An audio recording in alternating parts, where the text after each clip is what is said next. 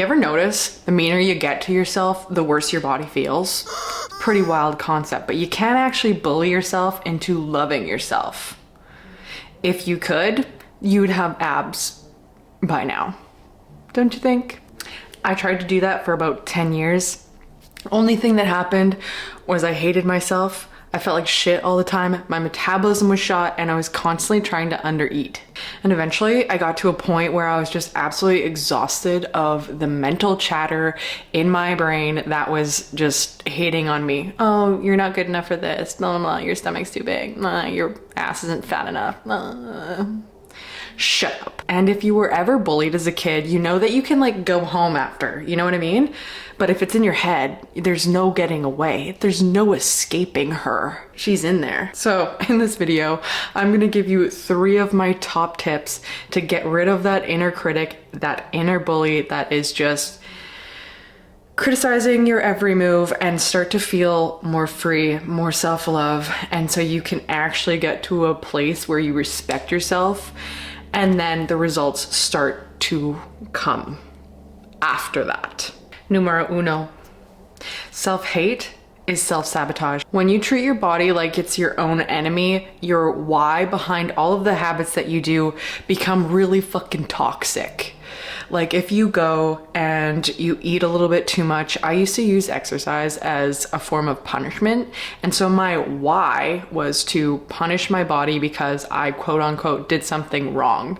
When if I were to come at it from a place of self-love, I would move my body if I did overeat just because I felt more energy that day, because I felt more lively. I wanted to, grow some more muscle. That is a much healthier, more self-love oriented reason why to move your body than to just punish yourself for doing something bad. Because what I found, especially when I chose to view food as good and bad, whenever I cheated on my diet, it would lead me to burnout, binge eating, and I would just be exhausted from this whole fitness journey.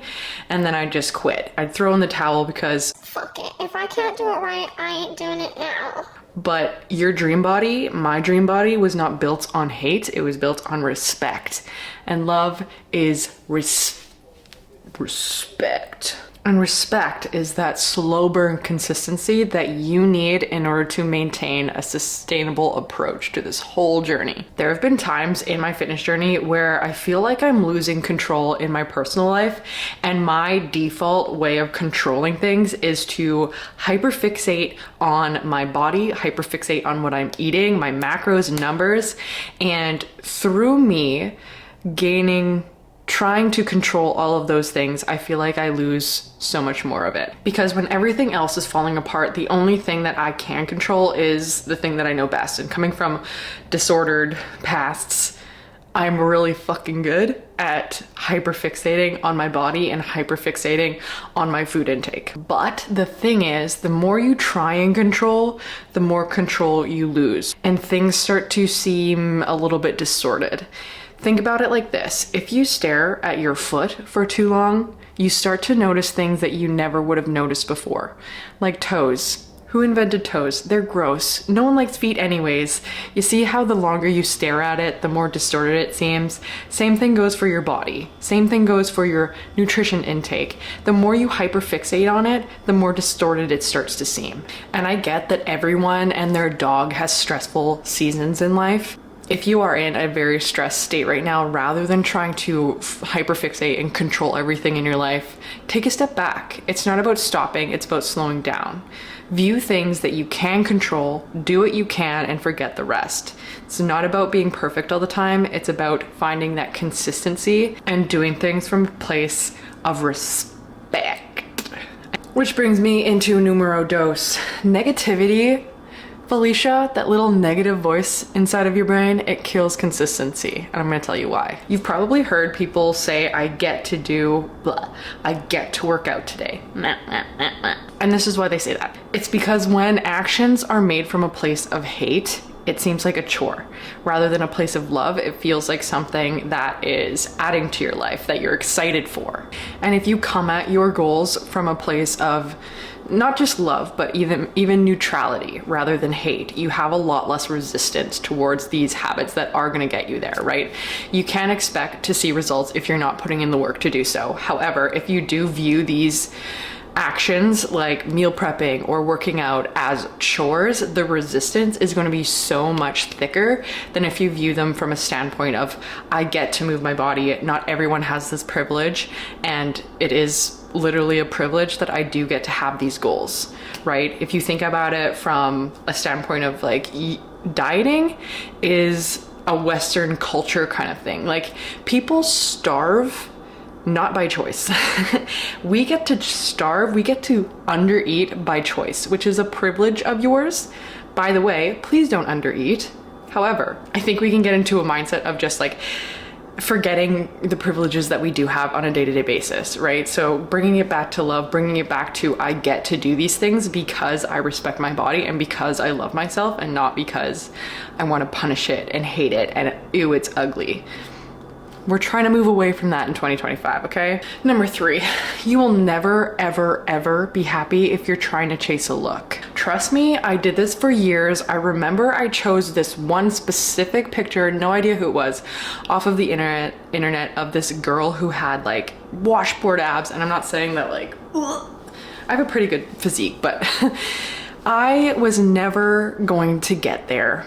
Because my body structure, everyone's body composition, everyone has different genetics, you hold fat in different places, and everyone is so different. So choosing one specific person with completely different genetics than you is setting yourself up to fail, and comparison is always going to be the thief of joy. The only comparison that I will condone is you comparing yourself to who you were yesterday or who you were last year. And even if you do get to that body, like for myself, I did get to a point where I was really freaking lean. Like, I had veins popping out of my abs lean. I could have walked on stage, okay? This is not to... Anyways, I could have walked on stage, and I was the most insecure bitch you have ever seen in your life. I remember one time, this was when I was in grade 12, high school. If you were in my high school classes, maybe you remember this.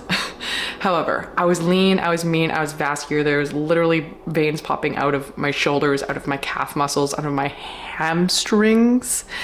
And it was summertime. I had to wear shorts. Obviously, it was too hot for me to cover up my vascularity.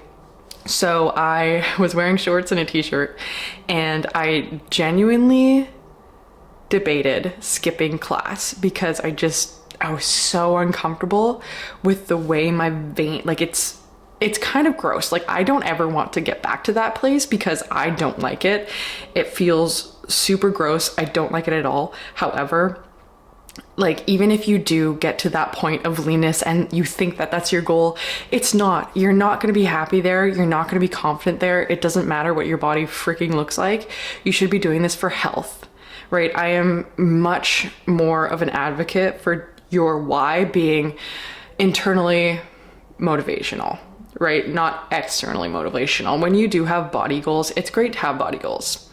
I don't ever want to shame you into having body goals. I feel like coming from the ED community, people can shame you if you like get to a higher weight and you want to lose weight. And it's like, oh my God, you should never want to do that ever. You can do whatever the heck you want. Anyways, even getting to that place, I realized that I was not happy.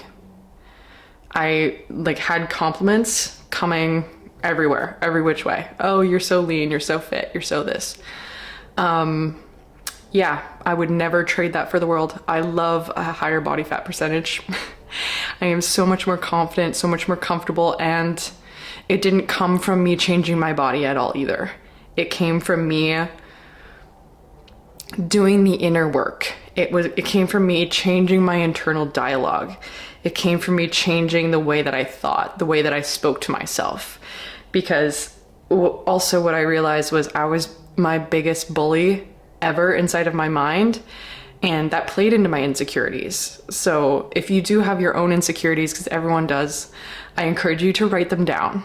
And If it's something like I want to be taller, throw that out the window. You can't do anything about it. But the ones that you can control, I highly, highly recommend you start to focus on those and do things that, you know, expose yourself to those insecurities and make yourself realize that it's not a big deal. You're not what your negative brain says that you are. And also practicing affirmations. I'm a huge advocate for practicing affirmations. I do it every morning. Click on YouTube, have affirmations. I am safe. I am this. I am that. I am a queen. And it sets your day up for success, for a spectacular day. I flippin' love it. So if you're tired of moving the goalposts higher and higher and you find something new to pick yourself apart at, I encourage you to freaking stop, because learning to love yourself now makes the process so much more enjoyable. I don't care what kind of process you're on. You could be gaining weight, you could be losing weight, you could be getting your cycle back. It doesn't matter. Making it enjoyable for you right now is so important. Don't let those little wins slip away. And that is the end of this video, my friends. Thank you so much for watching. If you have watched up until now, please hit the subscribe button, like, comment. I don't know. You know the drill. I'm new to this thing, and I will catch you guys in the next one.